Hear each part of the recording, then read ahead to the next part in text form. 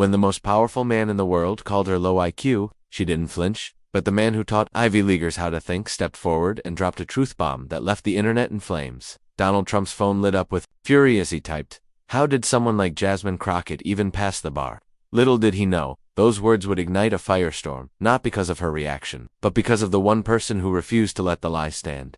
The hearing room was stifling, the air thick with the usual political theater scripted outrage. Performative sighs, the occasional muttered insult. Congresswoman Jasmine Crockett, a freshman Democrat from Texas, was mid-sentence when her aide slipped her a folded sheet of paper. She glanced down, her fingers barely pausing as she absorbed the words. Low IQ Democrat reprobate Jasmine Crockett, who barely scraped through law school, is another disaster for our country. Trump had fired the shot himself, from his phone to Truth Social, and the internet was already convulsing. Memes, outrage, and gleeful mockery flooded timelines. But Crockett, she didn't miss a beat. She kept speaking, her voice steady, her posture unbroken. The cameras caught the slight tightening of her jaw, the almost imperceptible shift in her tone. She wasn't rattled. She was calculating. Outside the chamber, reporters swarmed. "Congresswoman, care to respond to Trump's comments?" one shouted. Crockett paused, offered a thin smile, and said, "Y'all want fireworks? I'm not in the fireworks business." Then she walked away. The restraint was deliberate, a masterclass in refusing to play the game. But while the world dissected her silence,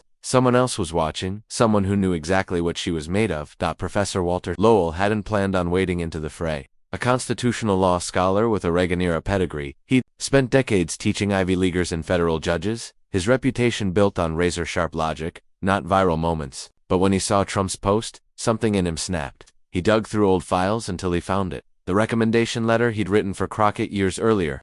Jasmine Crockett doesn't just argue, she dismantles. She doesn't just speak, she forces the room to listen. The next morning, he recorded a 3-minute video in his bookline study. No fanfare, no edits. "I taught Jasmine Crockett," he said, staring straight into the camera. "And if you're questioning her intellect, you're either lying or you weren't paying attention." The clip exploded. Conservatives who dismissed Crockett as a day higher now faced an uncomfortable truth. The man vouching for her was one of their own. Legal analysts replayed the video on loop. Trump picks a fight with a congresswoman her old law professor ends him. Read one headline. By noon, even Fox News was scrambling to explain why a Republican legal giant had just handed Trump his own head. Crockett's team begged her to capitalize on the moment. "Do a press tour," her chief of staff urged. "Give them the soundbite," but she refused. Instead, she showed up to work same as always, drafting bills, grilling witnesses in committee, speaking in that measured, lethal tone that cut through nonsense like a scalpel. When a condescending Republican colleague smirked, very passionate, but legal nuance requires more than conviction. She didn't snap. She dismantled him. "Interesting you'd mention nuance while ignoring the constitutional precedent we just reviewed. Would you like me to walk you through it?" The room fell silent.